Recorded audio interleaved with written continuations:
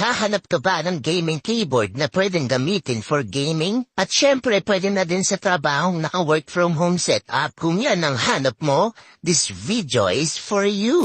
Yo, what's up guys? Let me introduce G52 Mechanical Gaming Keyboard by Onikuma. Meron siyang total of 82 keys at available din siya sa blue, red, T-switch. At pwede rin tayo mamili ng black, white, o blue para sa design ng keyboard. May stand na din pala siya na pwedeng i-adjust into high, medium, or low. At syempre may kasama na rin siyang 1.8 meter Type-C cable. At punta naman tayo sa exciting part ng keyboard. Iba-iba ang mode lighting ng keyboard na to.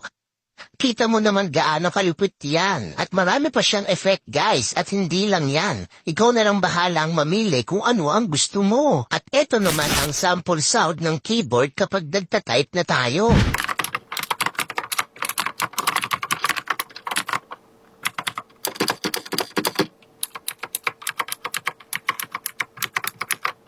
Softy lang siya pindutin at the same time crispy ang tunog niya. At syempre kapag umorder ka nito may kasama na siyang pouch na nagdalaman ng stickers at keychain. Meron din siyang 14 days trial warranty. Nagustuhan mo ba to? Ano pang hinihintay mo? Check out na!